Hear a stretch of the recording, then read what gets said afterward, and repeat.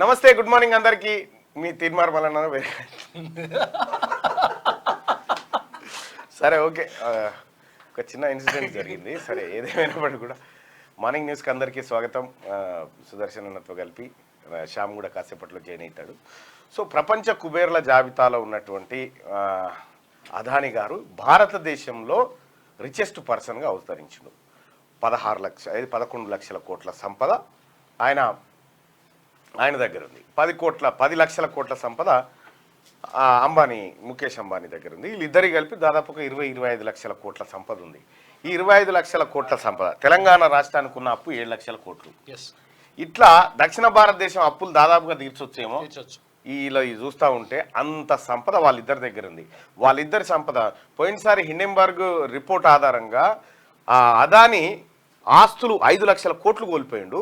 ఒకటే ఏడాది 5 లక్షల కోట్లు మళ్ళీ పెరిగింది. అంటే ఇక్కడ మనం గమనించాల్సింది ఏంటంటే అదానీ అంబానీ సంపద పెరిగితే మనం ఎవరి కళ్ళల్లో ఆనందం ఎత్తుకుంటాం?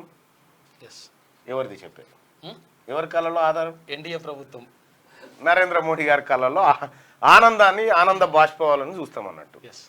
సో అట్లా వారి సంపద పోటీ పడుతూ మిగతా వార్తలతో ప్రధానంగా పోటీ పడుతూ వాళ్ళు ప్రతిరోజు వార్తల్లో ఉండే ప్రయత్నమే చేస్తూ ఉన్నారు. సరే, ఏదేమైనప్పటికీ కుబేర్ల జాబితా 1000 మంది ఉంటారట. 1500 మంది ఏమో విడుదల చేస్తే 1000 కోట్ల సంపద వాళ్ళంతా. అంటే అత్యధిక ఎక్కువ సంపద అత్యంత కొద్ది మంది చేతుల్లో ఉంది మన దేశంలో. ఇది ఇన్ఈక్వాలిటీకి దారితీస్తూ ఉంది. సో పెట్టుబడిదారులకు వాళ్ళు బ్యాంకులను ముంచితే రైట్ ఆఫ్ చేస్తారు, వాళ్ళ లోన్లు మాఫీ, సర్కారే జనం పైసలు తీసుకొచ్చి మాఫీ చేస్తారు. ఇట్లా కొన్ని లక్షల కోట్ల రూపాయలు మాఫీ చేసారు. ఇంకా అదనంగా ఈ పారిపోయిన లలిత్ మోడీ, బిలిత్ మోడీ వీళ్ళంతా ఇంట్లో ఒక్క బీసోడు లేడు. ఈ పోయిన వాళ్ళ దాంట్లో మనకి ఆ సోయి కూడా లేదు.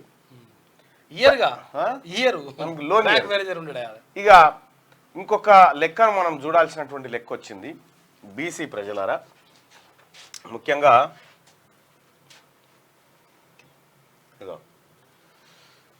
కేంద్ర ప్రభుత్వ ఉద్యోగాలకు సంబంధించి 30th report OBC welfare parliamentary committee submitted on 8/2/2024 at Lok Sabha and Rajya Sabha. As per data of 72 ministries, department 1/1/21 రోజు నాటికి భారతదేశంలో బీసీల జనాభానే ఎక్కువ. 60% వరకు బీసీల జనాభా ఉంటుంది.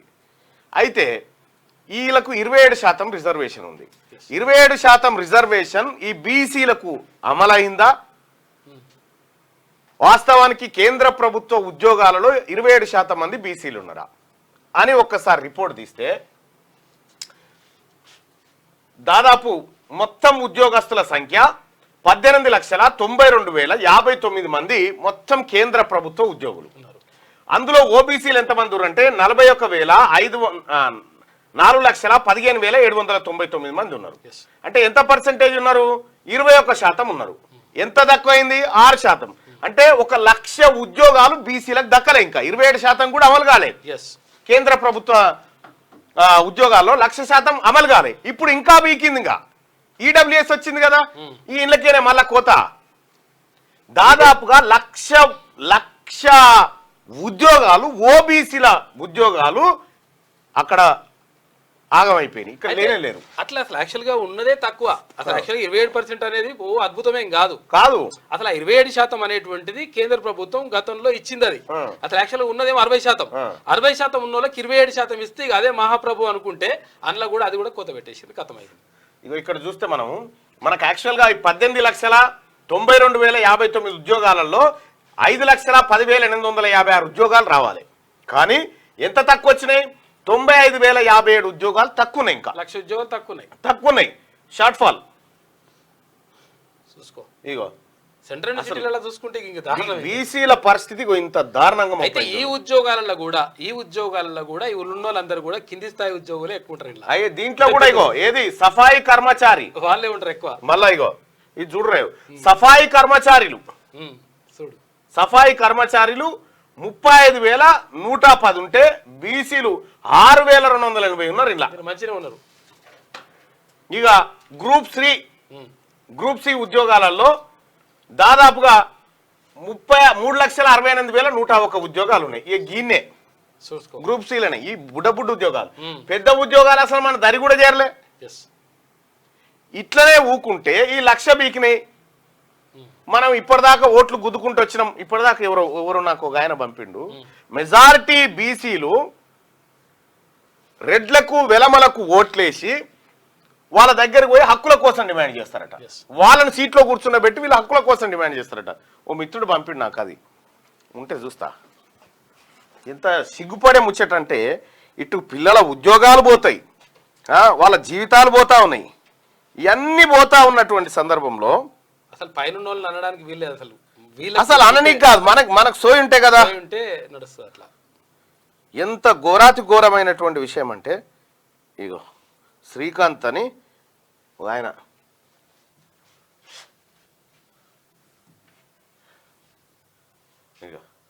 మెజారిటీ ప్రజలైన బీసీలు తమ ఓట్లు రెడ్డి వెలమ కులాలకు వేసి వారిని రాజ్యాధికారంలో కూర్చోబెట్టి వారి దగ్గరనే మన రాజ్యాంగబద్ధ హక్కుల కోసం యాచించడం దౌర్భాగ్యం. చెన్నా శ్రీకాంత్ బీసీ. మన కాడున్నటువంటి ఓట్లను వాళ్ళకేసి అయ్యా మాకు హక్కులు ఇవ్వండి అని అడుక్కోవడం, దానికోసం పోరాటం చేయడం. ఎంత పెద్ద మ్యాటర్ ఇది, మీరు ఒకసారి ఆలోచన చేయండి. ఎందుకంటే మనకు కూడా సోయి రావాల్సినటువంటి అవసరం ఉంది. ఇవాళ ఇప్పుడు వీసీల నియామకం ఉంది. వీసీల నియామకంలో తర్వాత యూనివర్సిటీలో ప్రొఫెసర్ల నియామకంలో ఎంత చాకచక్యంగా అప్పర్ క్యాస్ట్కు సంబంధించిన కొంతమంది ఎట్లా చక్రాలు తిప్పబోతున్నారో చూడరి.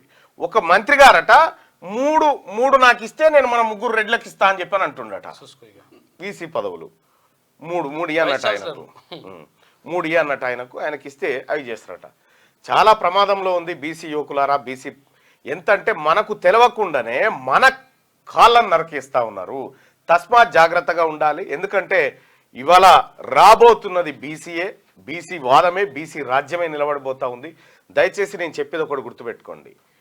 మనం ఇక్కడ చాలా పెద్ద నీతి ఉంది. మెజారిటీ ప్రజలైన బీసీలు తమ ఓట్లు రెడ్డి వెలమ కులాలకు వేసి వారిని రాజ్యాధికారంలో కూర్చోబెట్టి వారి దగ్గరనే మన రాజ్యాంగబద్ధ హక్కుల కోసం యాచించడం దౌర్భాగ్యం. ఇంతకు మించిన నీ ఓటు తీసుకుపోయి అలకేసి అయ్యా నాకు హక్కులు నాకు ఉద్యోగాలు అని అడుక్కోవడమా? ఇంతమంది మీరు పీడికేడున్నటువంటి వాళ్ళ కోట్లేసి బిచ్చగాల లెక్క అడుక్కుంటా ఉన్నారు అనేది దీని భావన. సో ఇట్లా ఉద్యోగాల విషయంలో ఇది కేంద్ర ప్రభుత్వ ఉద్యోగాలు, రాష్ట్ర ప్రభుత్వ ఉద్యోగాల చిట్టా కూడా నా దగ్గర ఉంది. ఎప్పుడు 1952 నుంచి ఉంది ఆ చిట్టా. ఆ బుక్ ఉండేగా, ఇంత దొడ్డ బుక్, అలా మొత్తం ఉంది. అసలు మీకు కూడా తెలుసా, బీసీలో ఉన్నటువంటి ఒక కులము మొత్తం తెలంగాణ వ్యాప్తంగా ఉన్నటువంటి 4 లక్షల ప్రభుత్వ ఉద్యోగాలు లేదా 5 లక్షల ఉద్యోగాలు ఉన్నాయో కేంద్ర ప్రభుత్వ ఉద్యోగాల్లో. ఆ కులానికి ఒక్క చెప్రాసిన ఒకరు కూడా లేరు, ఒక్కరు కూడా లేరు ఆ కులం. అవి అంత దౌర్భాగ్యమైన పరిస్థితిలో ఉన్నాయి బీసీ కులాలు. సో అందులో ఇక్కడ ఈ 1,00,000 ఉద్యోగాలు భర్తీ కావాల్సినటువంటి అవసరం ఉండే. ఈ 1,00,000 ఉద్యోగాల కోత ఎందుకు పడ్డది బీసీలకు? ఇప్పుడు ఎస్సీ ఎస్టీలకు అయితేనేమో వాళ్ళకు జనాభా దామాంశ ప్రకారం వాళ్ళకి ఇచ్చేటువంటి రిజర్వేషన్లు అవి 100% అమలు అవుతున్నాయి. కానీ బీసీలే 1,00,000 ఉద్యోగాలు కోల్పోయారు, కేంద్ర ప్రభుత్వ ఉద్యోగాలు. ఎవరు బాధ్యత వహించాలి దీనికి? ఉన్నాయి 5 లక్షలు అంటే అలాగే. మళ్ళీ నేను బీసీ అని చెప్తాడు కదా, ఎవరు నేను ఓబీసీ అని చెప్తాడు నరేంద్ర మోడీ గారు. నరేంద్ర మోడీ గారు మీరైనా ఎవరైనా మా కొంపలు ముంచేటోళ్ళే మీరు. మాకు ఇది పరిష్కారం కాదు, రాజకీయమే పరిష్కారం మాకు. మీ కుర్చీలు కూలితే తప్ప మా వాళ్ళు కుర్చీలకి ఎక్కరు. ఇది మాకు అర్థమైనటువంటి లెక్క. కాబట్టి రాజకీయ పరమైనటువంటి ఇవాళ కేంద్రంలో బీసీ కాన్సీరామ్ చెప్పిండు కదా అప్పట్లో 42 ఏది ఈ మండల్ అమలు కరో నైతో కుర్చీ ఖాళీ కరో అని చెప్పిండు. మండల్ రిపోర్ట్ అమలన్న చేయి, లేకపోతే కుర్చీ అన్న ఖాళీ చేయని చెప్పిండు. ఇప్పుడు తెలంగాణ రాష్ట్రంలో భారతదేశం మొత్తంలో బీసీ ముఖ్యమంత్రి కానీ ఒకే ఒక్క రాష్ట్రం ఏపీ తెలంగాణ, ఈ ఉమ్మడి మొత్తం ఎంటైర్ భారతదేశంలో. ఇక చూద్దాం మార్నింగ్ న్యూస్లోకి వెళ్తే వెలుగు దినపత్రిక ఇంకా ఎన్ని రోజులు మా పెడతారు మమ్మల్ని, ఇంకా ఎన్ని రోజులు మా పిల్లల నోటికాడి బుక్ ఎత్తుకపోతారు. ఇవాళ ఇదే వెలుగు దినపత్రికలో 2వ పేజీలోకి రారి, గ్రూప్ 1 పోస్టుల్లో రిజర్వేషన్లు ఎలా అమలు చేస్తారు, టీజీపీఎస్సీకి హైకోర్టు నోటీసులు. గ్రూప్ 1 పోస్టుల భర్తీలో రిజర్వేషన్లను నిబంధనల ప్రకారం అమలు చేయకపోవడంపై టీజీపీఎస్సీకి ప్రభుత్వానికి గురువారం హైకోర్టు నోటీసులు జారీ చేసింది. పూర్తి వివరాలతో కౌంటర్లు దాఖలు చేయాలని ఆదేశిస్తూ విచారణను సెప్టెంబర్ 27వ తేదీకి వాయిదా వేసింది. గ్రూప్ 1 పోస్టుల భర్తీకి సంబంధించి జీవో 55కు సవరణ తీసుకువస్తూ జారీ చేసిన జీవో 29 సవాల్ చేస్తూ సికింద్రాబాద్ చెందిన ఎం హనుమాన్ మరో 3 హైకోర్టులో పిటిషన్లు దాఖలు చేశారు. దీనిపై జస్టిస్ కె శరత్ గురువారం విచారణ చేపట్టారు. పిటిషనర్ తరపు న్యాయవాది వాదనలు వినిపిస్తూ గ్రూప్ 1 మెయిన్స్ కు 1:50 నిష్పత్తిలో అభ్యర్థుల ఎంపికకు సంబంధించిన రూల్ ఆఫ్ రిజర్వేషన్ పాటించలేదు. రూల్ ఆఫ్ రిజర్వేషన్ అసలు ఏంది దీని కథ అంటే, ఇక్కడ జరుగుతున్నది ఎంత అన్యాయం జరుగుతుందంటే ఈ బీసీ బిడ్డలు గమనించాలా. ఎందుకంటే మనది కాదులే అని అనుకుంటారుగా, మనదే పోయేదంతా. ఇక్కడ 1:50 రేషియోలో తీస్తారట. మొత్తం ఉన్న పోస్టులన్నీ 563 పోస్టులు ఉన్నాయి కదా. 1:50 అంతే కదా. అంటే మొత్తం ఎంతమంది రావాలి చూడు, క్యాలిక్యులేటర్ తీయే. మొత్తం ఎంతమంది రావాలి శ్యామ్?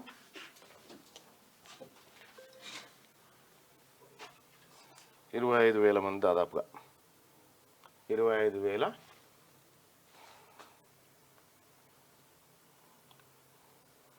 563 150 మంది అభ్యర్థులు రావాలి. అంతే కదా. ఇక్కడ జరుగుతున్న తతంగం ఏంటంటే, ఇప్పుడు ఇందులో రిజర్వేషన్ 27% ఎవరికి? బీసీ. ఎస్సీకి ఎంత? 15. ఎస్టీకి 6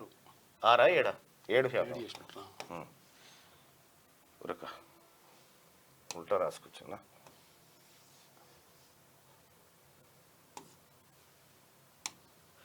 15, 7. ఇక్కడ చూడు తమాష ఎట్లుంటుంది అయ్యా.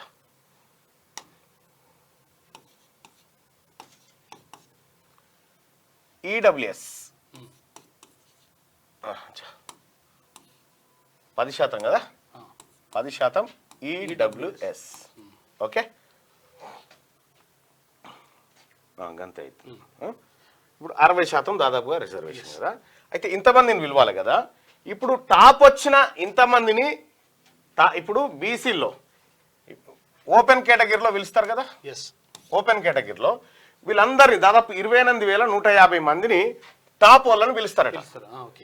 టాప్ వాళ్ళని పిలిస్తే మరి ఇక్కడ బీసీలకు సంబంధించి ఈ టాప్ ఓపెన్ లో వచ్చేటోన్ని, ఓపెన్ కేటగిరీలో వచ్చేటువంటి బీసీ వన్ని తీసుకొచ్చి బీసీ రిజర్వేషన్ లేచి ఇదే జరుగుతుంది. ఇప్పుడు ఓపెన్ ఓపెన్ పంపించేసి మిగతా వాళ్ళకి రిజర్వేషన్ ఇవ్వాలి. అట్లా కాదట. ఓపెన్ కి ఇప్పుడు ఓపెన్ లో బీసీ వాడు ఉన్నా కూడా ఇప్పుడు బీసీ వానికి 1వ ర్యాంక్ వచ్చింది అనుకో, వీడిని తీసుకొచ్చి బీసీ కోటాలో కలుపుతారట. వీడు జనరల్ లో కొట్టుకునేటువంటి హక్కు ఉన్నటువంటి వాడు జనరల్ లో వచ్చి, కానీ బీసీలో కలిపి ఈయనకి 27%. ఇగో ఇది జరుగుతున్న కుట్ర. దీని ద్వారా ఏం చేస్తారంటే మళ్ళా వీళ్ళే అప్పర్ క్యాస్టే అన్ని ప్రధాన ఉద్యోగాలు ఇవి గ్రూప్ 1 ఉద్యోగాలు అంటే డిఎస్పీలు, అడిషనల్ కలెక్టర్లు, ఇప్పుడు రేపు వీళ్ళు ఏంది ఐఏఎస్ ఐపీఎస్ అవుతారుగా. ఇగో ఈ ఉద్యోగాలు చిన్నాభిన్నం చేసే ప్రయత్నంలో ఉన్నారు. రాష్ట్రంలో అత్యున్నత ఉద్యోగాలు ఇవి. ఇగో ఈ రిజర్వేషన్ ప్రకారం పోతారు. దీని ద్వారా అంటే నీవు ఎంత కష్టపడి 1వ ర్యాంక్ సంపాదించినా కూడా నువ్వు బీసీ కేటగిరీలకు రావాలి. ఇది తప్పు. అందుకే హైకోర్టు నువ్వు రూల్ ఆఫ్ రిజర్వేషన్ పాటిస్తలేవు అని చెప్పింది. హైకోర్టు నువ్వు రూల్ ఆఫ్ రిజర్వేషన్ పాటిస్తలేవు అని హైకోర్టు చెప్పింది. అందుకోసమే ఇది మన బీసీ ప్రజలు ఏమనుకుంటారంటే మనకేం తీరాదు ఏమైతే అనుకుంటారు. ఇది కథ.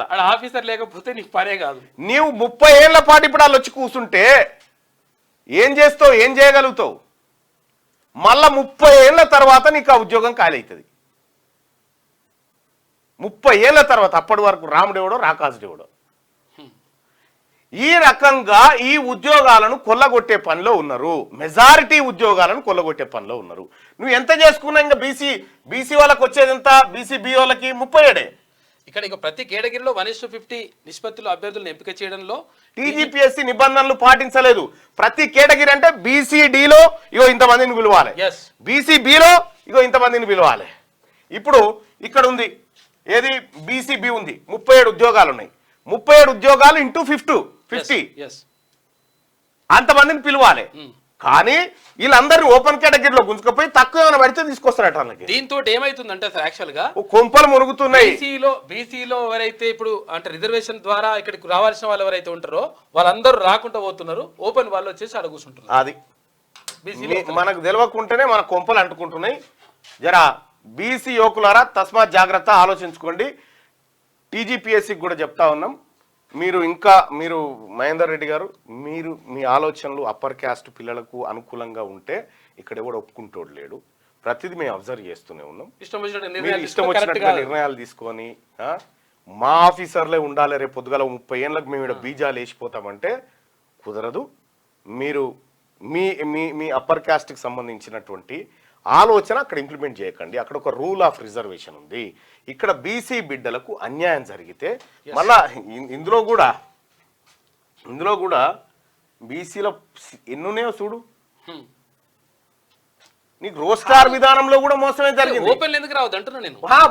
నువ్వు ఓపెన్ లో వచ్చినా బీసీవే అట్లెట్లుంటది లెక్క. అదే జరుగుతా ఉంది. రూల్ ఆఫ్ రిజర్వేషన్ పాటించకుండా చమత్కారాలు చేస్తా ఉన్నారు. చమత్కారాలు. ఇది బీసీ యువకులారా తస్మాత్ జాగ్రత్త. బీసీ నిరుద్యోగులారా, కేంద్ర ప్రభుత్వంలో 1,00,000 ఉద్యోగాలు వచ్చేది ఉంటే దాన్ని అట్లా పెండింగ్ పెట్టిరు. 1,00,000 ఉద్యోగాలు షార్ట్ ఫాల్ ఉంది ఇంకా కేంద్ర ప్రభుత్వంలో. రాష్ట్ర ప్రభుత్వంలో ఇప్పుడు జరుగుతున్నటువంటి రిక్రూట్మెంట్ లో ఈ రకమైనటువంటి వ్యత్యాసం, మోసం ఉంది. ఇవి మరో 30 ఏళ్ల పాటు మన కొంపలు అంటించే ముచ్చట్లు. అందుకోసమే నేను బీసీ యువకులకు చెప్తా ఉన్నా, బీసీ నిరుద్యోగులకు చెప్తా ఉన్నా, సాకలి, మంగలి, కుమ్మరి, కమ్మరి, గౌడ, పద్మశాలి, ముదిరాజు, వడ్రంగి, నాయి బ్రాహ్మణ అందరికి చెప్తా ఉన్నా, ముదిరాజులకు చెప్తా ఉన్నా, మన కొంపలు అంటుకుంటున్నాయి. మనము విడిపోయి ఉన్నాం కాబట్టే మనని చుచ్చు ఓపిస్తుర్రు. నువ్వు బీసీగా ఫీల్గా, కులంగా కాదు, బీసీగా ఫీల్గా మొత్తం నీకు జరుగుతున్నటువంటి అన్యాయం నీ కళ్ళ ముందు పిక్చర్ కనిపిస్తుంది. ఈ రూల్ ఆఫ్ రిజర్వేషన్ ద్వారా ఉద్యోగాలు కొట్టేసుకొని రూల్ ఆఫ్ రిజర్వేషన్ పాటించకుండా ఉద్యోగాలు ఎవరికన్నా వచ్చినా కూడా మన పిల్లలకు మోతాదే. ఇక వాడు కష్టపడి ఏ ర్యాంక్ వచ్చినా బీసీ కేటగిరీ. నో, ఇది తప్పు. ఓపెన్లో వచ్చినటువంటి బీసీ వాడికి ఓపెన్లోనే ఉద్యోగం ఇవ్వాలి.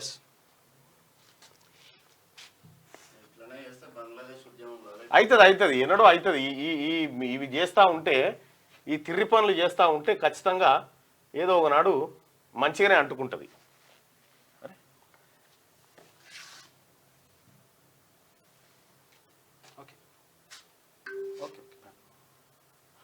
రైట్. ఇక అంబానీని మించిన అదాని రూపాయలు 11.6 లక్షల కోట్లకు పెరిగిన సంపద. రెండో ప్లేస్ లో ముఖేష్ సంపద 10.14 లక్షల కోట్లు. సంపదలో రిలయన్స్ అధినేత ముఖేష్ అంబానీని అదాని గ్రూప్ సంస్థల అధినేత గౌతమ్ అదాని దాటేశారు. అదాని సంపద 11.6 లక్షల కోట్లకు పెరగడంతో ఆయన దేశంలో ధనవంతుల జాబితాలో ఫస్ట్ ప్లేస్ లో నిలిచారు. 10.14 లక్షల కోట్లతో ముఖేష్ అంబానీ రెండో ప్లేస్ లోకి పడిపోయారు. గత 10 ఏళ్లలో గౌతమ్ అదాని సంపద 44,000 కోట్ల నుంచి 11.6 లక్షల కోట్లకు పెరగడం విశేషం. గత 10 ఏళ్లలో గౌతమ్ అదాని సంపద 44,000 కోట్ల నుంచి 11.6 లక్షల కోట్లకు పెరిగిందంటే ప్రధానమంత్రి నరేంద్ర మోడీ గారు ఎంత కృషి చేస్తే ఈ స్థాయికి దిగలుగుతాడు. హురున్ 2023 రిచ్ లిస్ట్ లో హెచ్సిఎల్ ఫౌండర్ శివన్ ఆడార్ ధనవంతుల జాబితాలో 3వ ప్లేస్ లో నిలవగా సిరమ్ ఇన్స్టిట్యూట్ అధినేత సైరన్ పూనావాలా 4వ ప్లేస్ లో ఉన్నారు. ఒక 10 సంవత్సరాలలోనే, అంటే నరేంద్ర మోడీ ప్రధానమంత్రి అయిన రోజు నుంచి ఇప్పటి వరకు దాదాపు 11 లక్షల కోట్లు సంపాదించిండు ఈయన అదాని. 11 లక్షల కోట్లు. ఎంత సహకరించకపోతే 11,60,000 కోట్లు అంటే ఒక రకంగా 2 తెలంగాణ రాష్ట్రాలు ఉన్న అప్పుకు ఉంటది కదా, తెలంగాణ రాష్ట్రం ఉండదు కదా, 2 సార్లు అప్పు కట్టేయచ్చు, అప్పు మొత్తం కట్టేయచ్చు వడ్డీతో సహా.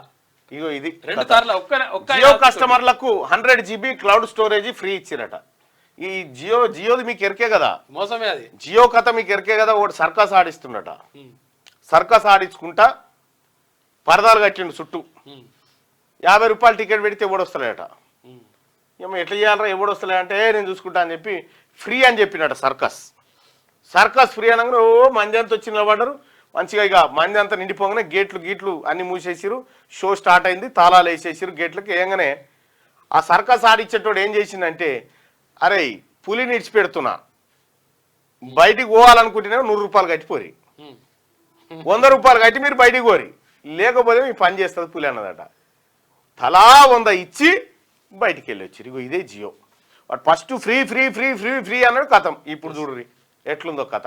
కావాల్సినంత గుంజుతున్నాడు, అందరు కుమ్మక్కయ్యారు. మళ్ళా ఇది కూల్చివేతల సర్కార్ అని చెప్పేసి హరీష్ రావు అంటుండు.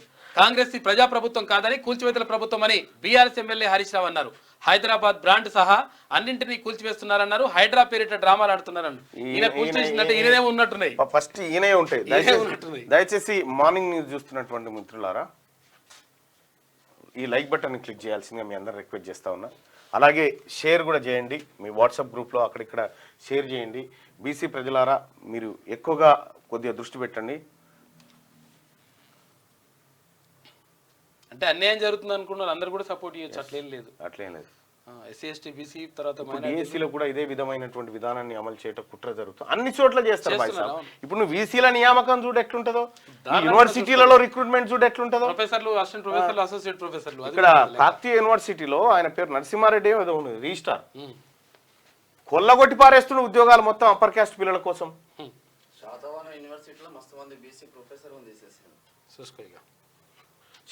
యూనివర్సిటీలో తీస్తారు, అన్ని యూనివర్సిటీలో తీస్తారు. ఎందుకంటే నీకు సోయి లేదు కదా. సోయి లేకపోతే ఇదే ఉంటుంది పరిస్థితి. దయచేసి మార్నింగ్ న్యూస్ని దయచేసి లైక్ చేయండి, షేర్ చేయండి, ఎక్కువ మందికి రీచ్ అయ్యేటట్టు చూడండి మిత్రులారా. ఎందుకంటే చాలా కీలకమైనటువంటి అంశాలు మీ మధ్యలో చర్చకు పెడతా ఉన్నాం. మీ మధ్యలో ఇక సీఎం అన్నకు నోటీసులు. హైదరాబాద్ మాదాపూర్లోని అమర్ సొసైటీలో తిరుపతి రెడ్డికి ఇల్లు, అది దుర్గం చెరువు FTL పరిధిలో ఉందని తేల్చిన అధికారులు నెల రోజుల్లోగా స్వచ్ఛందంగా కూల్చివేయాలని రంగారెడ్డి కలెక్టర్ నోటీసులు, లేదంటే తామే కూల్చివేస్తామని హెచ్చరిక. దుర్గం చెరువు FTL బఫర్ జోన్ పరిధిలో అక్రమ నిర్మాణాలు చేపట్టిన మొత్తం 204 మందికి నోటీసులు. లిస్టులో బీఆర్ఎస్ ఎమ్మెల్యే కొత్త ప్రభాకర్ రెడ్డితో పాటు సినీ వ్యాపార ప్రముఖులు, IAS IPS ఆఫీసర్లు కూడా ఉన్నారట. ఇక IAS ఆఫీసర్లు కూడా ఉన్నారట ఇందులో, ఈ బఫర్ ఏది FTL లో. చెరువుల భూముల్లో అక్రమ నిర్మాణాలు చేపట్టిన వాళ్ళపై అధికారులు కొరడా జుల్పిస్తున్నారు. ఇందులో భాగంగా సీఎం రేవంత్ రెడ్డి సొంత అన్న తిరుపతి రెడ్డికి సైతం నోటీసులు అందజేశారు. హైదరాబాద్ మాదాపూర్లోని అమర్ సొసైటీలో 600 గజాల్లో తిరుపతి రెడ్డికి ఇల్లు, ఆఫీస్ ఉంది. అయితే తిరుపతి రెడ్డి ఇల్లు దుర్గం చెరువు FTL పరిధిలో ఉందని అధికారులు ఆయనకు నోటీసులు అందజేశారు. రంగారెడ్డి కలెక్టర్ పేరుతో ఉన్న ఆ నోటీసులను శేర్లింగంపల్లి రెవెన్యూ అధికారులు తిరుపతి రెడ్డికి అందజేశారు. వాల్టా చట్టంలోని సెక్షన్ 23(1) ప్రకారం నోటీసులు జారీ చేస్తున్నట్టు పేర్కొన్నారు. 30 రోజుల్లోగా అక్రమ నిర్మాణాలను తొలగించాలని ఆదేశించారు, లేదంటే తామే కూల్చివేస్తామని హెచ్చరించారు. అంటే సీఎం అన్నకు నోటీసులు ఇచ్చినాం, ఆయన ఇల్లే కూల్చబోతున్నాం మీ అంత అనేటువంటి ఒక వార్త. అయితే విషయం ఏంటంటే ఇది అక్రమ నిర్మాణమే. ఇప్పుడు ఈ FTL పరిధిలో ఉన్నటువంటి ప్రతి ఇల్లు దాదాపు 200 చిల్లర ఉన్నట్టు 204 ఇండ్లు ఇవన్నీ అక్రమ నిర్మాణాలే. ఈ అక్రమ నిర్మాణాలకు అనుమతులు ఇచ్చినటువంటి అధికారులపై వాళ్ళ పని చేయాలి, కఠిన చర్యలు తీసుకోవాలి. కఠిన చర్యలు తీసుకుంటే ఇంకోటి ఆ పని చేయడిగా వాళ్ళని జైలు వేయాలి. ఉద్యోగం నుంచి తీసేసుడు కాదు, తీసుకొని జైల్లో పడేయాలి, వాళ్ళని జప్తు చేయాలి. అక్రమం అయితే కూల్చేయండి. నేను కొన్నప్పుడు FTL పరిధిలో ఉందని తెలియదు తిరుపతి రెడ్డి, కాస్త టైం ఇస్తే సామాన్లు తీసుకొని బయటకు వెళ్తానని వెళ్ళడి. సో బాజప్తా నా ఇల్లు అక్రమం కూల్చేరి, నాకేం ఇబ్బంది లేదు, సామాన్లు తీసుకొని వెళ్తా, టైం ఇవ్వండి అని చెప్పి చెప్తా ఉన్నాడు. రైట్. ఇక అక్రమ నిర్మాణాలకు అనుమతులు ఇచ్చిన అధికారులపై కేసులు 6గురిపై నమోదు చేయాలంటూ సైబరాబాద్ సిపికి హైడ్రా కమిషనర్ సిఫార్సు చేసిండు. ఇప్పుడు ఉంది చూడు తమాషిగా. ఇప్పుడే ఇక చాలామంది అధికారులు ఇంకా లంచాల మత్తు వీడతలేరు. నేను చెప్తా ఉన్నా, ఈ యాదాద్రి భువనగిరి జిల్లాలో DPO గారు మీరు కొద్దిగా పద్ధతి మార్చుకోండి, మీ మీద విపరీతమైన లంచాల ఆరోపణలు వస్తూ ఉన్నాయి. యాదాద్రి భువనగిరి జిల్లా DPO గారు చెప్తా ఉన్నా, నీ వసూళ్ళు, నీ కథ, నీ లెక్క చిట్టా మొత్తం వచ్చింది. నువ్వు పని చేస్తేనేమో చేయి ప్రజలకు, లేకపోతే ఖచ్చితంగా నువ్వు ఎన్నడో ఉన్నాడు ACBకి దొరుకుతావు. హైడ్రా పేరుతో వసూళ్లకు పాల్పడితే కఠిన చర్యలు. అధికారులకు సీఎం రేవంత్ రెడ్డి హెచ్చరిక. ఆఫీసర్లపై నిఘా పెట్టాలని ఏసీబీ విజిలెన్స్ ఆదేశం. హైడ్రా పేరుతో వసూళ్లకు పాల్పడితే కఠిన చర్యలు తప్పవని అధికారులను సీఎం రేవంత్ రెడ్డి హెచ్చరించారు. కొందరు అధికారులు హైడ్రా పేరుతో బెదిరింపులకు దిగుతూ వసూళ్లకు పాల్పడుతున్నారని, అలాంటి వాళ్ళ తాటా తీస్తామని చెప్పారు. ఆఫీసర్లపై నిఘా పెట్టాలని ఉన్నతాధికారులను ఆదేశించారు. ఈ మేరకు గురువారం సీఎంఓ కార్యాలయం ప్రకటన విడుదల చేసింది. అక్రమ నిర్మాణాలను చూపి బెదిరిస్తూ కొందరు అధికారులు భారీగా వసూలు చేస్తున్నారని మాకు కంప్లైంట్స్ అందాయి. గతంలో ఇచ్చిన నోటీసులు 2-3 ఏళ్ల కిందటి ఫిర్యాదులను అడ్డుపెట్టుకుని కొన్ని చోట్ల రెవెన్యూ, మున్సిపల్, ఇరిగేషన్ అధికారులు డబ్బులు డిమాండ్ చేస్తున్నట్టు మా దృష్టికి వచ్చింది. అలాంటి వారిపై కఠిన చర్యలు తప్పవని సీఎం రేవంత్ రెడ్డి హెచ్చరించారు. అలాంటి అధికారులపై నిఘా పెట్టాలని ఏసీబీ విజిలెన్స్ అధికారులను ఆదేశించారు. హైడ్రా పేరుతో వసూలకు పాల్పడుతున్నట కొంతమంది అధికారులు. మేము చూసుకుంటాం, మేము కవర్ చేస్తాం, తేపో పైసలు అంటారట. కవర్ చేస్తే కవర్ చేస్తారు. అటువంటి వాళ్ళని ఏసీబీకి పట్టించండి. ఎవడన్నట్లు వస్తే ప్రభుత్వం ఎట్టి పరిస్థితిలో ఉపేక్షించే పరిస్థితి లేదు. అక్రమ నిర్మాణాలను ఖచ్చితంగా కూలగొట్టుడే, అది ఎవరిదైనా పర్వాలేదు. మహబూబ్ నగర్ లో కూల్చివేతలు. మహబూబ్ నగర్ లో ఆక్రమణలపై రెవెన్యూ ఆఫీసర్లు చర్యలు ప్రారంభించారు. కబ్జాలపై నెల రోజులుగా విచారణ జరిపిన ఆఫీసర్లు మొత్తం 78 ఇండ్లకు ఎలాంటి పర్మిషన్లు, పట్టాలు లేవని తేల్చారు. దీంతో గురువారం తెల్లవారుజామున కూల్చివేతలు ప్రారంభించారట. ఎల్ఎండి ఏరియాలో ఆక్రమణల తొలగింపు. కరీంనగర్లోని ఎల్ఎండి సమీపంలో జాగాలు కబ్జా చేసి అక్రమంగా చేపట్టిన నిర్మాణాలను అధికారులు గురువారం కూల్చివేశారు. ఈ ఆక్రమణదారులు స్థానికులు అడ్డుకోవడంతో అక్కడ కొంత ఘర్షణ వాతావరణం నెలకొందంట. హైడ్రాకు మరిన్ని అధికారాలతో పాటు సిబ్బంది కేటాయింపు. ఓఆర్ఆర్ పరిధిలోని చెరువులు, నాలాల బాధ్యత హైడ్రాకే. గండిపేట, హిమాయత్ సాగర్ రక్షణ కూడా. నోటీసుల నుంచి కూల్చివేతల దాకా హైడ్రా ఆధ్వర్యంలోనే. విధి విధానాల ఖరారుకు సీఎస్ ఆదేశాలు జారీ. హైడ్రాకు మరిన్ని అధికారాలు కల్పించాలని రాష్ట్ర సర్కార్ నిర్ణయించింది. ఓఆర్ఆర్ పరిధిలో ఉన్న చెరువులు, పార్కులు, నాలాలతో పాటు అన్ని ప్రభుత్వ స్థలాలను కాపాడే బాధ్యతను పూర్తి స్థాయిలో హైడ్రాకి అప్పగించాలని సూత్రప్రాయంగా నిర్ణయించింది. గండిపేట, హిమాయత్ సాగర్ చెరువుల పరిరక్షణ కూడా జలమండలి నుంచి హైడ్రా పరిధిలోకి తీసుకురానున్నది. మంచి పని చేస్తా ఉన్నారు. హైడ్రాకి పవర్స్ పెంచురి. హైడ్రా పవర్స్ సింహాన్ని తయారు చేసి దాని గోర్లు వీకకురి. మరి సింహాన్ని తయారు చేసి దాని గోర్లు, దంతాలు లేకుండా చేస్తే వట్టిదే అవుతుంది. ఓయూకు జియో ఫెన్సింగ్ అంట. త్వరలో ఇస్రోతో వర్సిటీ ఒప్పందం. భూముల పరిరక్షణకు సర్కార్ చర్యలు. శాటిలైట్ ద్వారా రోజువారీ ఫోటోలు, ఆక్రమణలను ఎప్పటికప్పుడు గుర్తించే అవకాశం ఉందంట. రైట్గా ఉస్మానియా యూనివర్సిటీ భూముల పరిరక్షణకు రాష్ట్ర సర్కార్ చర్యలు ప్రారంభించింది. ఇందులో భాగంగా వర్సిటీకి జియో ఫెన్సింగ్ చేయించాలని నిర్ణయించింది. దీని ద్వారా వర్సిటీ బౌండరీలను డిజిటలైజ్ చేయాలన్నారు. దీనికోసం ఇస్రోతో వర్సిటీ చర్చలు జరుపుతుంది. త్వరలోనే ఒప్పందం చేసుకోనున్నది. హైదరాబాద్ సిటీలో ఓయూ, దాని అనుబంధ కాలేజీలకు వందలాది ఎకరాల భూమి ఉంది. వర్సిటీ మెయిన్ క్యాంపస్ కే 1600 ఎకరాల భూమి ఉండగా అందులో కొంత ఆక్రమణకు గురైంది. దీనిపై విద్యార్థి సంఘాలు, ప్రజా సంఘాలు తరచూ ఆందోళన చేస్తున్నాయి. భూములు ఆక్రమించుకున్న వాళ్ళు కోర్టుకు వెళ్లి స్టే తెచ్చుకుంటున్నారు. అయితే విషయం ఏంటంటే, ఎవరు ఆక్రమించిరా? యూనివర్సిటీ భూములను ఎవరు ఆక్రమించారు? పబ్లిక్ అంటే ఆఫీసర్. ఈయన పేరేంది? ముత్తిరెడ్డి యాదగిరి రెడ్డి. ఏడుకుండే ఉస్మానియా యూనివర్సిటీ భూములు జడ్జిలు కూడా ఆక్రమించారు. జడ్జిలు కూడా. అవును. ఇగో ఇట్లా ఉస్మానియా యూనివర్సిటీ భూములను ఆక్రమించి అప్పనంగా దోచుకున్నారు. అయితే ఇప్పుడు దీన్ని జియో ట్యాగింగ్ చేస్తారట. ప్రతిరోజు ఆ ఫోటోలు వస్తాయట. ఎవడన్నా కబ్జా పెడుతుండా ఏం కథ అనేది. అదే అసలు యాక్చువల్గా ఇది ఏంటంటే 2400 ఎకరాల భూమి ఉండే ఉస్మానియా యూనివర్సిటీకి 1600 ఎకరాలు అంటారు. 1600 కూడా లేదు, అది 1400 కూడా ఉంటే ఉండొచ్చు లెక్క. అయితే 1000 ఎకరాల భూమి ఖతం అయిపోయింది. ఇక్కడ రామంతపూర్ పోయింది, అక్కడ ఏది అడిక్మెట్ పోయింది, ఇక్కడ ఏది విద్యానగర్ డిడి కాలనీ ఇక్కడ సైడ్, తర్వాత ఇక్కడ ఏది అదేంది హబ్సిగూడ, తర్వాత అక్కడ తారనాకల అది అటు అటు మనకు ఏది ఇటు అజామాబాద్ ఇండస్ట్రియల్ ఏరియా దాకుండే. అవును, అజామాబాద్ ఇండస్ట్రియల్ ఏరియా దాకుండే. తర్వాత ఉస్మానియా సిటీ భూములు అక్కడ కూడా ఉన్నాయి. ఇప్పుడు రెడ్డి ల్యాబ్స్ ఆపోజిట్ లో అక్కడ ఉంటది కదా, బేగంపేట, అమీర్పేట పోతుంటారు లెఫ్ట్ సైడ్ లో, అక్కడ ఉన్నది. తర్వాత ఇంకోటి ఏంటంటే ఇప్పుడు ఇది ఉంది కదా, ఏది ప్రగతి ప్రజాభవన్ లో కూడా సగం ఉన్నది. అలా ఉస్మానియా సిటీ భూమి ఉన్నది. అవునా? ఆడుకుందా? ఆడున్నది భూమి. ఆ భూములన్నీ కూడా చాలా ఆక్రమణకు గురైనవి. రైట్. ఇక మార్కెట్ రేటుకే భూసేకరణ కొత్త విధానం అమల్లోకి తేవాలని భావిస్తున్న సర్కార్ R&R ప్యాకేజీలో మార్పులు చేసేందుకు కసరత్తు. రైతులు నష్టపోకుండా తగిన పరిహారం ఇవ్వాలని యోచన. భూసేకరణలో రైతులకు ఇబ్బందులు లేకుండా ముందుకెళ్లాలని రాష్ట్ర సర్కార్ నిర్ణయించింది. ప్రభుత్వ ప్రజా అవసరాల కోసం రైతుల దగ్గర నుంచి తీసుకునే భూముల విషయంలో కొత్త విధానం అమల్లోకి తేవాలని భావిస్తున్నది. భూసేకరణకు సంబంధించి బహిరంగ మార్కెట్ రేటుకు అనుగుణంగా రైతులకు పరిహారం ఇవ్వాలని, ఇందుకోసం R&R ప్యాకేజీలో మార్పులు తీసుకురావాలని యోచిస్తున్నది. ఈ విషయమై సీఎం రేవంత్ రెడ్డి అధికారులకు ఇప్పటికే ఆదేశాలు ఇచ్చినట్టు తెలుస్తుంది. బహిరంగ మార్కెట్ విలువకు దగ్గరగా పరిహారం ఉండేలా భూసేకరణ విధి విధానాలు రూపొందించాలని అధికారులను సీఎం ఆదేశించారు. RRR విషయంలో ఇదే పద్ధతి అమలు చేయాలని స్పష్టం చేసినట్టు తెలిసింది. ప్రభుత్వం ప్రస్తుతం ఇస్తున్న ప్యాకేజీ విషయంలో రైతుల నుంచి అసంతృప్తి వ్యక్తం అవుతున్నది. దీంతో భూముల విలువను సవరించాలని ప్రభుత్వం ఇప్పటికే నిర్ణయించింది. ఇక త్వరలో భారత్ డోజో యాత్ర. జోడో ఉండే డోజో అంటే ఇది కరాటే కుంఫు ఉంటాయి కదా. రాహుల్ గాంధీ ప్రకటన మార్షల్ ఆర్ట్స్ ను యూత్ కు పరిచయం చేయడమే లక్ష్యమని వెల్లడి. నిన్న జాతీయ క్రీడా దినోత్సవం సందర్భంగా ఆయన మార్షల్ ఆర్ట్ చేస్తున్నటువంటి మార్షల్ ఆర్ట్స్ నేర్చుకున్నట్టు ఇట్లా పెట్టి ఇట్లా పడేస్తున్నాడు. మార్షల్ ఆర్ట్స్ ఆయనకు వస్తుంది, అందుకే అట్లా మెయింటైన్ చేస్తాడు. ఆయనది ఫేక్ డిగ్రీలు కావు, ఆయన ఒరిజినలే. 4 రోజులు భారీ వర్షాలు ఈదురుగాలులు వీస్తాయని వాతావరణ శాఖ హెచ్చరిక. 18 జిల్లాలకు ఆరెంజ్ అలర్ట్. హైదరాబాద్ లో అకస్మాత్తుగా భారీ వర్షాలు పడతాయని వెళ్ళనట. హైదరాబాద్ లో ఇవాళ భారీ వర్షాలు పడే అవకాశం ఉందట. 4 రోజుల పాటు ఉంటుంది. తస్మాత్ జాగ్రత్త. ముందే హైదరాబాద్ అంతా ఇట్లా ఏది ఈత కొడతా ఉంటది ఇట్లా. వరంగల్ హెల్త్ సిటీ టిమ్స్ అంచనాల పెంపుపై విజిలెన్స్ ఎంక్వైరీ. హెల్త్ సిటీ వ్యయాన్ని 56%, టిమ్స్ల వ్యయాన్ని 33% పెంచిన గత బీఆర్ఎస్ సర్కార్. ఆర్ఎండ్బి అధికారులపై సీఎం రేవంత్ ఆగ్రహం. ఎంక్వైరీ చేసి రిపోర్ట్ ఇవ్వాలని ఎన్ఫోర్స్మెంట్ కు ఆదేశాలు జారీ. Warangal health city TIMS hospital నిర్మాణ వ్యయాన్ని భారీగా పెంచడంపై సీఎం రేవంత్ రెడ్డి ఎంక్వైరీకి ఆదేశించారు. అంచనా వ్యయాల పెంపునకు సంబంధించి ఫైల్స్ ఏవి లేకపోవడం, మౌఖిక ఆదేశాల మీదనే అంచనా వ్యయాన్ని అడ్డగోలుగా పెంచడంపై ఫైర్ అయ్యారు. సరైన కారణాలు, పేపర్ వర్క్ లేకుండా ఎట్లా పెంచుతారని హాస్పిటల్ నిర్మాణ బాధ్యతలు చూస్తున్న ఆర్ఎండ్బి అధికారులను సీఎం నిలదీశారు. ఈ మొత్తం వ్యవహారంపై ఎంక్వైరీ చేసి తనకు నివేదిక ఇవ్వాలని vigilance and enforcement DG CV Anand ను ఆయన ఆదేశించారు. ఇక్కడ అంచనాల పెంపు అంటే చాలా మందికి తెలియంది ఏంటంటే, చాలా మందికి తెలవాల్సినటువంటిది, ఇప్పుడు ఒక 900 కోట్లతోటి ఒక దవాఖాన కడదాం అనుకోరు. దాని పేరు టిమ్స్.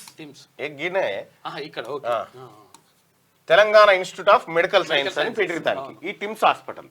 అయితే దీనికి 900 రూపాయలతోని కడుతున్నామని చెప్పి ప్రకటించిన తర్వాత అయిపోయిన తర్వాత ఎవరి కబర్ లేకుండా ఈ 900 ఏం చేసిరంటే 1500 కోట్లు చేసిరు. ఎవరి కబర్ లేకుండా నిజంగా ఇది ప్రజా ప్రయోజనాల కోసం పెంచుతున్నామంటే ప్రభుత్వం ముంగడికి వచ్చి మేము 900 దాన్ని 1500గా మార్చి ఇంకా గొప్పగా చేస్తున్నామని చెప్పాలిగా. ఎవ్వరు చెప్పలేదు, సీక్రెట్ గా జరిగిపోయింది. 900 నుంచి 1500 చేస్తున్నామంటే దాని అర్థం ఏంది? ఇందులో 600 కోట్లు మింగబోతున్నారు. 600 కోట్లు మింగిరు ఆల్రెడీ అయిపోయింది. ఈ ఎవరికైతే కాంట్రాక్ట్ వచ్చినాయో ఈ కట్టేటోళ్ళు, ఆయన ఏమంటారంటే సింపుల్ గా, వీళ్ళు రాజకీయ నాయకులు పైసలు అడుగుతారు కదా, పార్టీలు ఇవన్నీ పైసలు అడుగుతాయి కదా.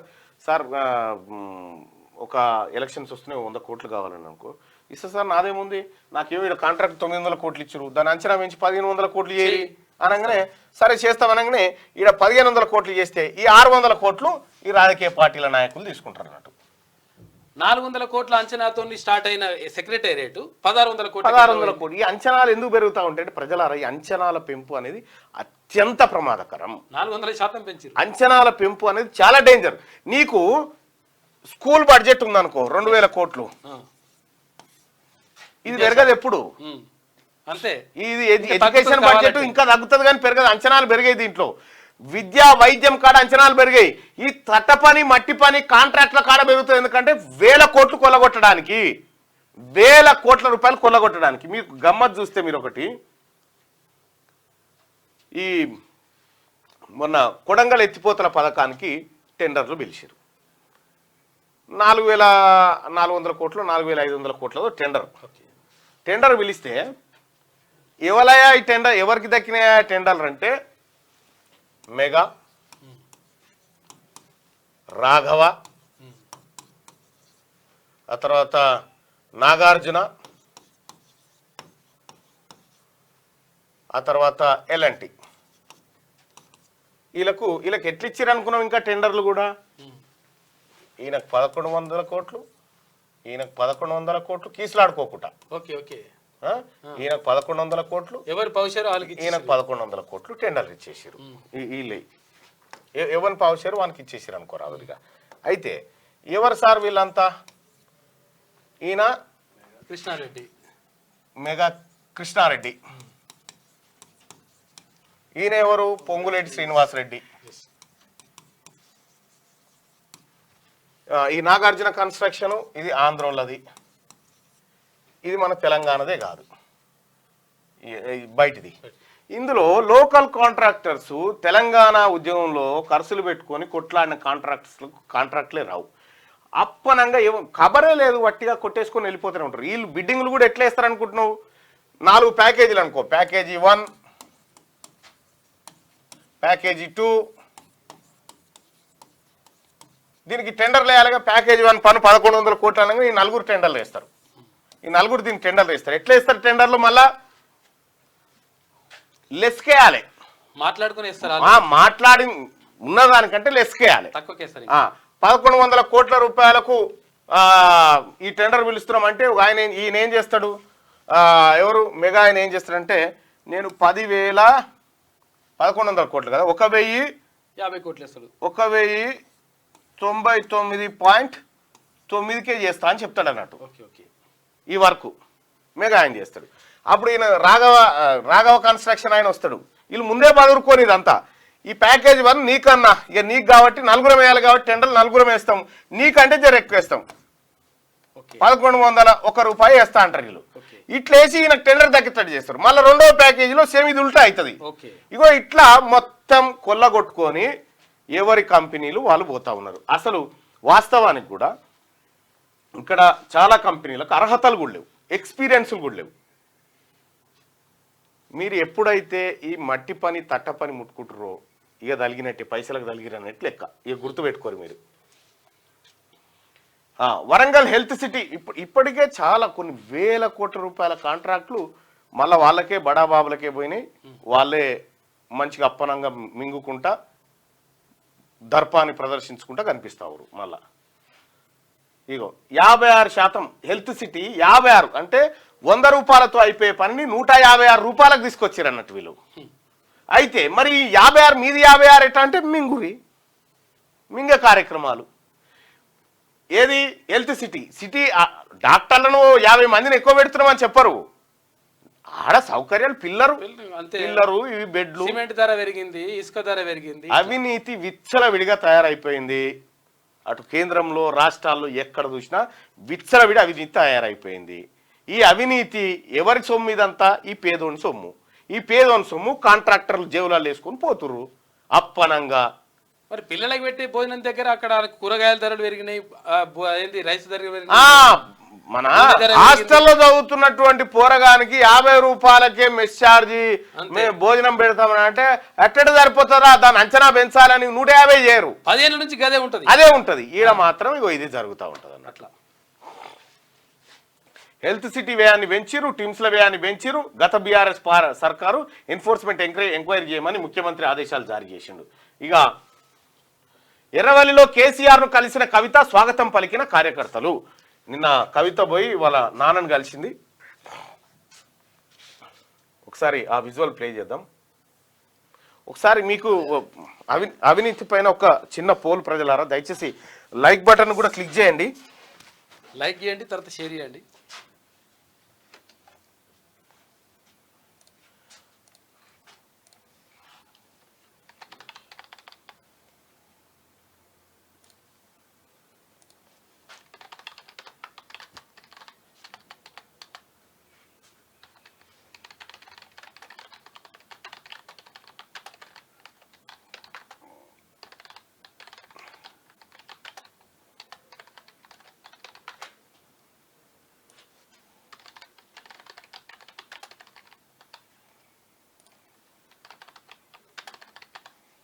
ఇప్పటి వరకు కొన్ని లక్షల కోట్ల రూపాయలు ఖర్చు పెడితే పేదోనికి మాత్రం ఇప్పటి వరకు ఆ పని పూర్తి కాలే.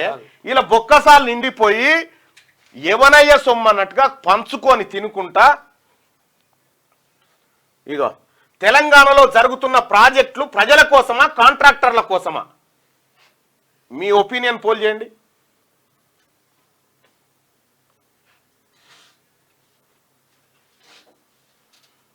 సినిమా రావాలంటారు.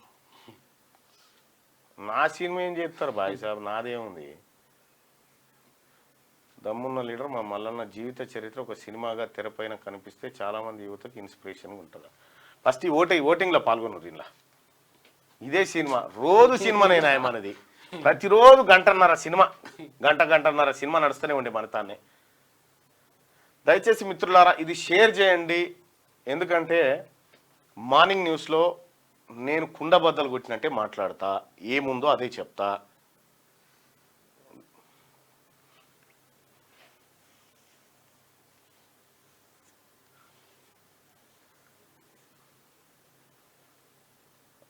ఆయన అపర మేధావి తీన్మార్ మల్లన్నకు మంత్రి పదవి ఇవ్వాలని పెడుతుండవు ఆయన.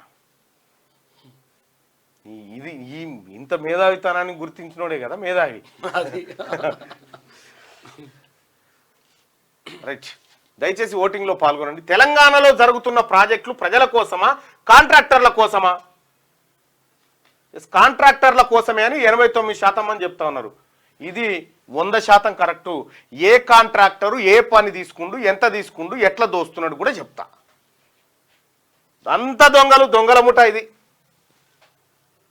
రైట్గా ఆంధ్రజ్యోతి దినపత్రిక ఇక చిన్న కాంట్రాక్టర్లు వాళ్ళకి బిల్లులు లేవు, ఏమి లేవు, ఏం లేవు. ఇప్పటి వరకు తెలంగాణ ప్రభుత్వం ఏ కాంట్రాక్టర్కు పెండింగ్ బిల్లులు చెల్లించిందో ఒకసారి తీయాలి లెక్క. తెస్తా అది కూడా. సరే, ఇక కవిత గారు పోయి బాపును కలుస్తుంది.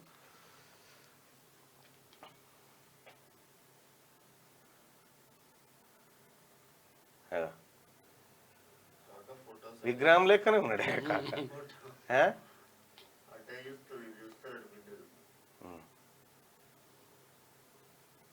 చాలా రోజుల తర్వాత కలిసిండు. కాలు ఎట్లుంది? 10 రోజులు అనే ఉంటదట. 10 రోజుల పాటు నాన్న దగ్గరనే ఉంటదట. 10 రోజులు పాండు కనిపిస్తలే అంటారు. ఇగో పాండు, అగో పాండుని చూడు, అగో చూడు, అగో పాండు, అగో ఇగో అక్క కాళ్ళకు ముఖ్యం చూడు. ఈయననే పాండు. ఈ పాండే అట్లా చూసిరా. అదన్నట్టు లెక్క. అది ఏం భక్తి అయినా వాళ్ళ ఇష్టం, దానికి ఎవడేం చేస్తారే. పాస్పోర్ట్ పోర్టల్ 4 రోజులు బంద్, సాంకేతిక నిర్వహణే కారణం. సోమవారం ఉదయం 6 గంటల తర్వాత మళ్ళీ అందుబాటులోకి రాబోతా ఉందట పాస్పోర్ట్ నిర్వహణ. ఇక ఇది ఇట్లుంటే చుక్క పెట్టి చెక్క పెట్టారు. హైదరాబాద్లో చెరువుల చెర వెనుక అధికారుల లీలలు. టీపీఓ అభ్యంతరాన్ని తొక్కిపెట్టిన అసిస్టెంట్ సిటీ ప్లానర్. ఆపై మున్సిపల్ డిప్యూటీ కమిషనర్ స్థాయిలో అనుమతి. ప్రభుత్వ స్థలం ప్రైవేట్ అని ఒకే భూమికి 2 నివేదికలు. ఉన్నతాధికారులకు మాత్రం ప్రైవేట్ అని పంపిన ఏడీ. వేరే దగ్గర సర్వే నెంబర్ను చెరువుకు వేసిన తహసీల్దార్. క్షేత్రస్థాయిలో పరిశీలించకుండానే ఆమోదించిన ఏపీఓ. భవనాలకు అడ్డగోలుగా ఓకే చెప్పిన సూపరింటెండెంట్. 6 అధికారులపై క్రిమినల్ కేసులు నమోదు. హైడ్రా సిఫార్సు చేసింది. శాఖాపరమైన చర్యలకు నివేదన. ఉద్యోగుల పైన నజరేసిరి. ఇప్పటి వరకు చెరువులు, FTL బఫర్ జోన్లలో నిర్మాణాలను నేలమట్టం చేసిన హైడ్రా ఇప్పుడు ఆక్రమణానికి ఊతమిచ్చిన ప్రభుత్వ అధికారుల పాత్ర పైన దృష్టి సారించింది. ద్విముఖ వ్యూహంలో భాగంగా ఓవైపు కూల్చివేతలు చేపడుతూనే మరోవైపు అక్రమంగా అనుమతులు జారీ చేసిన వారిపై కొరడా జులిపించింది. తెర వెనుక తతంగం నడిపించిన ఒక్కొక్కరిని బయటకు లాగుతోంది. ఇక హైడ్రా పేరిట అక్రమాలకు పాల్పడితే కఠిన చర్యలు, వసూళ్లపై దృష్టి పెట్టాలని ఏసీబీకి సీఎం ఆదేశం. జన్వాడ ఫామ్ హౌస్ వద్ద సర్వే పూర్తి.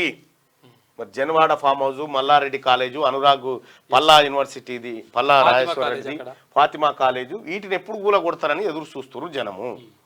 ఇక ఔటర్ పరిధిలో ఆక్రమణలకు ఇక హైడ్రా నోటీసులు. విధి విధానాలు రూపొందిస్తున్నాం సిఎస్. పిటిషనర్ల వాదనలు తహసీల్దార్ వినాలి. కావూరి హిల్స్ పిటిషన్లో హైకోర్టు ఆదేశాలు జారీ చేసింది. ఇక ఎప్పుడో కట్టిన ఇళ్లకు ఇప్పుడు నోటీసులా? Amar society colony. నోటీసులు అందుకున్న వారి ఆందోళన. అన్ని అనుమతులతో 25 ఏళ్ల క్రితమే ఇల్లు కట్టుకున్నాం. గతంలో ఇచ్చిన నోటీసులకు సమాధానాలు ఇచ్చామని వెల్లడి. న్యాయస్థానాన్ని ఆశ్రయించేందుకు సిద్ధంగా ఉన్నామని స్పష్టీకరణ. ఇక ఫుల్ ట్యాంక్ లెవెల్ FTL పరిధిలో బఫర్ జోన్లో నిర్మించిన అక్రమ కట్టడాలంటూ రెవెన్యూ అధికారులు నోటీసులు ఇవ్వడంపై దుర్గం చెరువు చుట్టూ ఉన్న కాలనీ వాసులు ఆందోళన వ్యక్తం చేస్తున్నారు. FTL పరిధిలో ఉన్న ఇల్లు, గేట్లు, గోడలపై F అనే ఆ అక్షరం, బఫర్ జోన్లో నిర్మాణాలకు B అనే అక్షరం రాయడంపై వారు అభ్యంతరం వ్యక్తం చేస్తున్నారు. నోటీసులు జారీ చేసిన 30 రోజుల్లోగా ఖాళీ చేయరి అని చెప్పి మీరే గులగొట్టరు, లేకపోతే మేము గులగొడతామని చెప్పింది. అమర్ సొసైటీలో FB అని రాసినట్ట. F అయితేనే FTL లో ఉన్నది, B అయితేనే బఫర్ జోన్ లో ఉన్నది అని వాటికి రాసిపోయారట. ఇక అవన్నీ నిజంగా వాస్తవానికి కూడా ఈ అక్రమ వెంచర్లు చేసిన దొంగల ముఠ అంతా వాళ్ళే. మళ్ళా బఫర్ జోన్ లో ఉంటే ఏ చర్యలు తీసుకున్నా ఓకే, కొన్నప్పుడు బఫర్ జోన్ అని తెలియదు. రేవంత్ సోదరుడు తిరుపతి రెడ్డి స్పందన. రేవంత్ వ్యాఖ్యలు సరికావు. కవిత బెయిల్పై ముఖ్యమంత్రి కామెంట్ల మీద సుప్రీంకోర్టు సీరియస్. సీఎం స్థాయి వ్యక్తి చేయాల్సిన వ్యాఖ్యల. నేతలను సంప్రదించి తీర్పులు ఇస్తున్నామా? రాజ్యాంగ పదవిలో ఉన్నారని గుర్తెరగండి. సంస్థల పట్ల పరస్పర గౌరవం ఉండాలి. రాజకీయాల్లోకి మమ్మల్ని ఎందుకు లాగుతారు? ముఖ్యమంత్రి వైఖరి ఇలానే ఉంటే ఓటుకు నోటు కేసుపై వేరే రాష్ట్రంలో విచారణ, ప్రభుత్వ న్యాయవాదికి సుప్రీంకోర్టు హెచ్చరిక, తొలుత కేసు బదిలీకి న్యాయమూర్తుల విముఖం, సీఎం వ్యాఖ్యలతో నిర్ణయం 2కు వాయిదా వేసుకురట. ఇక ముఖ్యమంత్రి రేవంత్ రెడ్డిపై సర్వోన్నత న్యాయస్థానం ఆగ్రహం వ్యక్తం చేసింది. ఢిల్లీ మద్యం కేసులో కవితకు బెయిల్ ఇవ్వడంపై బుధవారం నాడు రేవంత్ రెడ్డి చేసిన వ్యాఖ్యల మీద సుప్రీంకోర్టు తీవ్రంగా స్పందించింది. ముఖ్యమంత్రి స్థాయి రాజ్యాంగ హోదాలో ఉన్న వ్యక్తి చేయాల్సిన వ్యాఖ్యలు కాదని ధర్మాసనం అభిప్రాయపడింది. ఆయన న్యాయస్థానానికి ఉద్దేశాలను ఆపాదించినట్లు వ్యాఖ్యానించారని చెప్పింది. ఓటుకు నోటు కేసును మధ్యప్రదేశ్కు బదిలీ చేయాలని కోరుతూ బీఆర్ఎస్ నేతలు దాఖలు చేసిన పిటిషన్లపై శుక్రవారం మధ్యాహ్నం వాదనల సందర్భంగా ధర్మాసనం కవితకు బెయిల్ ఇవ్వడంపై రేవంత్ చేసిన వ్యాఖ్యలను ప్రస్తావించింది. తాజాగా లోక్సభ ఎన్నికల్లో బీజేపీ విజయం కోసం బీఆర్ఎస్ పనిచేసిందని, బీఆర్ఎస్ బీజేపీల మధ్య కుదిరిన ఒప్పందం వల్లే కవితకు బెయిల్ వచ్చిందని చెప్పి రేవంత్ రెడ్డి గారు చేసిన వ్యాఖ్యలపైన సుప్రీంకోర్టు దృష్టికి జగదీశ్వర్ రెడ్డి అడ్వకేట్ తీసుకొని పోయిండు. నోటుకు ఓటు కేసును మధ్యప్రదేశ్కు బదిలీ చేయాలంటా ఉన్నారు. అసలు ఏంది పంచాయతీ ఏంటంటే, నోటుకు ఓటు, ఈ నోటుకు ఓటు కేసు ఉంది కదా, ఏది ఎమ్మెల్సీ ఎన్నికల వేం నరేందర్ రెడ్డి ఎమ్మెల్సీ, అది వేం నరేందర్ రెడ్డిని టీడీపీ పార్టీ ఎమ్మెల్సీ అభ్యర్థిగా నిలబెడితే, అయితే స్టీఫెన్స్ అనేటువంటి ఆంగ్లో ఇండియన్ ఎమ్మెల్యే ఉన్నారు. ఆయన ఓటు కొనడానికి రేవంత్ రెడ్డి గారు డబ్బులు తీసుకొని పోయిండు అనేది ఆ రోజు మీడియాలో వచ్చినటువంటి కథనాలు, ఆయన మాట్లాడినటువంటి విజువల్స్ అవన్నీ బీఆర్ఎస్ పార్టీ లీక్ చేసింది. అయితే ఈ కేసులో చంద్రబాబు, అయితే రేవంత్ రెడ్డి, ఇట్లా వీళ్ళందరూ ఉన్నారు. అయితే చంద్రబాబు బ్రీఫ్డ్ మీ అని చెప్పి కేవలం వాయిస్ రికార్డు విన్నాడు. అయితే నా ఫోన్ ఎట్లా ట్యాప్ చేసిరనేటువంటి యాంగిల్లో ఆయన పోయి, ఇప్పుడు చంద్రబాబు ఆ కేసులో లేడు, ఆ కేసు నుంచి పూర్తిగా విముక్తి లభించింది. రెండోది, ఇప్పుడు రేవంత్ రెడ్డి గారి మీద ఈ నోటుకోటు కేసు అలాగే ఉంది. అయితే ఈ రేవంత్ రెడ్డి గారికి మీద ఉన్న కేసు ఏసీబీ కేసు. ఈ ఏసీబీ కేసు ఈయన పైన ఉంది కాబట్టి ఇప్పుడు ఏసీబీ హోంశాఖ ఎవరి చేతిలో ఉంది? ఇప్పుడు రేవంత్ రెడ్డి గారి చేతిలోనే ఉంది. కాబట్టి ఏసీబీ సరిగా పనిచేయదు, ఈ నోటుకోటు కేసులో సరైనటువంటి పోరాటం చేయదు, తద్వారా రేవంత్ రెడ్డి గారిని బయటపడేస్తుంది. కాబట్టి ఈ తెలంగాణ రాష్ట్రానికి ముఖ్యమంత్రిగా ఉన్నటువంటి రేవంత్ రెడ్డి గారిని ఈ పరిధిలో విచారించకుండా మధ్యప్రదేశ్కి బదిలీ చేయండి కేసు అని చెప్పి మాజీ మంత్రి జగదీశ్వర్ రెడ్డి కోర్టుకు పోయిండు. సుప్రీంకోర్టుకు పోతే సుప్రీంకోర్టులో విచారణ సందర్భంగా సుప్రీంకోర్టు ఏం చెప్పిందంటే, ఫస్ట్ మధ్యప్రదేశ్కు బదిలీ చేయడానికి ఫస్ట్ ఏం చెప్పిందంటే సుప్రీంకోర్టు, మా న్యాయ వ్యవస్థ పైన మాకు నమ్మకం ఉంది, మేము పకడ్బందీగానే పనిచేస్తాం, మేము ఏం వెనక్కి తగ్గం, అవసరమైతే ప్రత్యేక ప్రాసిక్యూటర్ని ఏర్పాటు చేస్తామని చెప్పింది. చెప్పిన తర్వాత కేసు అయిపోయింది అనుకున్న సమయంలో ఈయన జగదీశ్వర్ రెడ్డి గారు అడ్వకేట్ ఏం చేసిందంటే, జస్టిస్ గవాయ్ గారికి ఏం చెప్పిందంటే, సార్ అట్లా కాదు, మీరు మొన్న కవిత గారికి బెయిల్ ఇస్తే అది బీజేపీ పార్టీ ఒప్పందంలో భాగం అని చెప్పి రేవంత్ రెడ్డి గారు అంటా ఉన్నాడని మళ్ళీ కోర్టు దృష్టికి తీసుకుపోయాడు. కోర్టు దృష్టికి తీసుకుపోగానే అరే అట్లా అన్నాడా, అయితే దీని తర్వాత చెప్తా ఈ తీర్పు ఇది అని చెప్పి 2వ తారీఖు వాయిదా వేసి, ఇది జరిగిన కథ. ఇది ఉచ్చు బిగిస్తోంది. ముంబై నటి కేసుపై ఏపీ సర్కార్ సీరియస్, విచారణ అధికారిగా ఏసీపీ స్రవంతి రాయ్ నేడు విజయవాడకు కాదంబరి జత్వాని వేధింపులపై వాంగ్మూలం ఇచ్చే అవకాశం. ఒకటినే ఏపీ పోలీసులపై ముంబైలో ఫిర్యాదు. తాజాగా విజయవాడ సిపికి ఆన్లైన్లో చేసిందట. జగన్ ఆదేశించారు, మేము పాటిస్తామంటూ అడ్డగోలు పనులు చేసిన పోలీసు అధికారుల చుట్టూ బలంగా ఉచ్చు బిగిస్తోంది. ముంబై నటి వైద్యురాలు కాదంబరి జత్వానిని తప్పుడు కేసులో ఇరికించి ఆమె కుటుంబ సభ్యులను అరెస్ట్ చేసి అక్రమంగా ఇబ్బంది పెట్టారు. అసలు ఈ కేసు ఏంది, ఏం కథ ఒకసారి ఎంక్వైరీ చేయండి. ఆ తర్వాత రెండోది, నటితో సెటిల్మెంట్ కోసం ఐఏఎస్ పలుమార్లు ముంబై వెళ్లిన అధికారి జిందాల్ మీద కేసు వాపసుపై చర్చలు. ససేమిరా అనడంతో కాదంబరిపై ఏపీలో కేసు నమోదు చేసిరట. ఇందులో ఐపీఎస్ ఆఫీసర్లు కూడా ఉన్నారు. ఐపీఎస్ ఆఫీసర్ కుక్కల విద్యాసాగర్ రావు అని చెప్పేసి వైసీపీ నాయకుడు. అయితే వైసీపీ నాయకుడు ఈమెని 2015లో ప్రేమించినట్టుగా, అంటే అట్లా వాళ్ళిద్దరు కొంచెం క్లోజ్ అయినట్టుగా ఉన్నది. అయితే ఆ తర్వాత ఏమైందంటే మేము పెళ్లి చేసుకోవాలని చెప్పేసి ఒత్తిడి తీసుకొస్తే ఏమైందంటే 2023 ఎలక్షన్స్ వచ్చినాయి. ఇప్పుడు ఎలక్షన్స్ అప్పుడు నువ్వు పెళ్లి చేసుకోవాలంటే మళ్ళీ ఇబ్బంది అయిపోతుంది, అట్లా అయితే అందుకని నేను ఇప్పుడు పెళ్లి చేసుకోవాలంటే లేదు నేను బయటకు వస్తా అంటే నువ్వు అటెట్లా బయటకు వస్తావు అని చెప్పేసి ముంబైకి పోయి రానా అని చెప్పేసి ఐపీఎస్ ఆఫీసర్ తర్వాత ఇంకా కొంతమంది ఐపీఎస్ ఆఫీసర్లు ఒక సిఐ వీళ్ళందరూ కలిసి ముంబై వెళ్ళి వీళ్ళ కుటుంబ సభ్యులు వీళ్ళ అమ్మని నాన్నని అక్కడ నుంచి విమానంలో తీసుకొచ్చి ఎంక్వైరీ పేరుతోటి వాళ్ళని రకరకాలుగా వేధించి వాళ్ళని మీద అక్రమ కేసులు పెట్టేసి లోపలేసింది అనేటువంటి ఆరోపణ. అయితే ఇప్పుడు ఆమె ఏమంటుందంటే ఇక్కడ వీళ్ళతో పాటు ఏమైందంటే వీళ్ళ తమ్ముడు అక్కడ ఏది అరబ్ కంట్రీస్ ఉంటాడు, అరబ్ కంట్రీస్ ఉంటే వాని పైన కూడా కేసు పెట్టి అక్కడ కూడా వేధించిండ్రట. అంటే వైసీపీ వాళ్ళు ఇష్టం వచ్చినట్టుగా పోలీసులను అడ్డు పెట్టుకుని వేధించేసిండ్రని చెప్పేసి కాదంబరి పేరు ఈమె నటి, తర్వాత ఇంకోటి డాక్టర్. భాగ్యనగరమే దేశంలో అత్యధిక బిలియనీర్లు ఉన్న 3వ నగరం. ముంబై, ఢిల్లీ తర్వాత మనమే. నగరంలో 104 మంది సహస్ర కోటీశ్వరులు ఉన్నారట. అగ్రభాగాన 76,100 కోట్లతో మురళీ దివి కుటుంబం.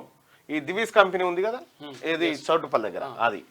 దేశంలో అదాని మళ్ళీ నంబర్ 1, 11.60 లక్షల కోట్ల నికర సంపద. హురున్ ఇండియా రిచ్ లిస్టు 2024 వెల్లడి. ఇవి మన కంటికి అందే లెక్కలు కాదు, ఎందుకంటే ఆ కాంట్రాక్ట్లు, ఆ కథ, లెక్క అదంతా వేరు. కుమార్తెను చూసి భావోద్వేగం. బీఆర్ఎస్ అధినేత కేసీఆర్ కళ్ళలో నీళ్లు. ఎర్రవెల్లి ఫామ్ హౌస్ కు కవిత, తండ్రితో ఆలింగనం, పాదాభివందనం. ఇక టిమ్స్ వ్యయం పెంపుపై విజిలెన్స్ విచారణ ఆదేశించిన ముఖ్యమంత్రి రేవంత్ రెడ్డి. అల్వాల్ టిమ్స్ అంచనా వ్యయం 1197 కోట్లకు చేరడంపై సీఎం ఆరా. వరంగల్ ఆసుపత్రి స్థలం మార్టిగేజ్పై నివేదిక ఇవ్వాలని ఆదేశాలంటూ కొల్లగొట్టకపోయారు మొత్తం. ఇప్పుడు కేసీఆర్ అధికారంలో ఉన్నప్పుడు ఈ ప్రాజెక్టులు ఇవన్నీ ఈ కాంట్రాక్టర్లే. కేసీఆర్ అధికారంలో ఉన్నప్పుడు ఇదే ఏది mega company, Raghava, Nagarjuna, LNT. అయితే వీళ్ళు మీరు చూడండి, పొంగులేటి శ్రీనివాసరెడ్డి గారు బీఆర్ఎస్ని ఎప్పుడు వదిలిపెట్టిరు? ఎలక్షన్ ముందు కదా. అప్పటిదాకా బీఆర్ఎస్ తోనే ఉన్నాడు. బీఆర్ఎస్ లో కాంట్రాక్ట్లు, గింట్రాక్ట్లు ఇవన్నీ ఆయన అంటే దాదాపు 2014 నుంచి 2024 వరకు ఆయన ప్రతిసారి అధికార పక్షంలోనే ఉన్నాడు. కాబట్టి ఆయన కంపెనీకి రావాల్సినవి వస్తున్నాయి, ఈయన కంపెనీకి రావాల్సినవి వస్తున్నాయి, ఈయన కంపెనీకి. అసలు కాంట్రాక్టర్లు మారిందల్లా పార్టీ ప్రభుత్వం మాత్రమే. వాళ్ళే ఉన్నారు. మళ్ళా